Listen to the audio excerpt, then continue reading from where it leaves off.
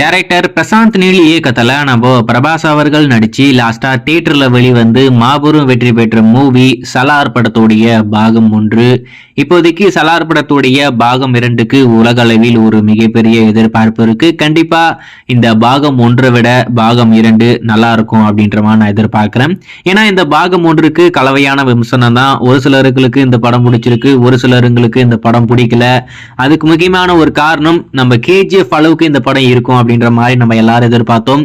நீங்க இந்த சலார் படத்தை சலாரா பாத்தீங்கன்னா உங்களை கண்டிப்பா இந்த படம் பூர்த்தி பண்ணும் அப்படின்ற மாதிரி நான் எதிர்பார்க்கிறேன். அதாவது உங்களுடைய எதிர்பார்ப்பை ஃபுல்ஃபில் பண்ணல, அதாவது முழுமையா பண்ணலனா கூட ஒரு 80% கண்டிப்பா பண்ணும். ஆனா நீங்க கேஜிஎஃப் மைண்ட்ல வச்சுட்டு நீங்க இந்த படத்தை பாத்தீங்கன்னா கண்டிப்பா உங்களுக்கு இந்த படம் பிடிக்க போறது இல்ல. எனக்கு இந்த படம் பிடிச்சிருக்கு, நல்லா தான் பண்ணியிருக்காங்க. ஒரு சில குறைகள் இருக்கு, லேக் இருக்கு, எல்லாமே இருக்கு, நான் இல்லைன்னு சொல்லல.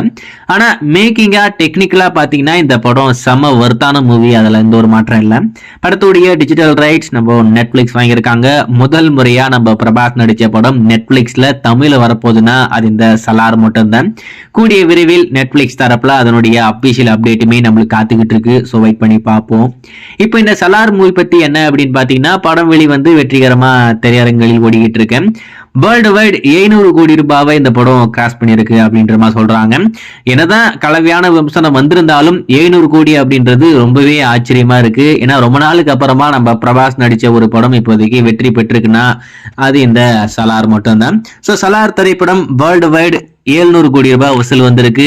அதனுடைய அபிஷியல் அப்டேட்டுமே படத்தரப்புல கூடி சீக்கிரம் அபிஷியலா சொல்ல போறாங்க. ஸோ வெயிட் பண்ணி பார்ப்போம். அவங்க அதிகாரப்பூர்வமா சொன்னதுக்கு அப்புறம் கண்டிப்பா அப்டேட் பண்றேன். நீங்க இந்த பாக்ஸ் ஆபீஸ் ரிப்போர்ட் பத்தி என்ன நினைக்கிறீங்க அப்படின்றத மறக்காம கமெண்ட்ல மென்ஷன் பண்ணுங்க.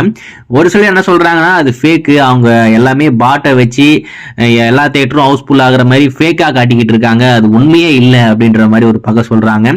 இன்னொரு பக்கம் பார்த்தா அந்த மாதிரி பண்றது டங்கி படம் தான், அது இந்த சலார் படம் இல்லை அப்படின்ற மாதிரி சொல்றாங்க. எது உண்மைன்னு தெரியல.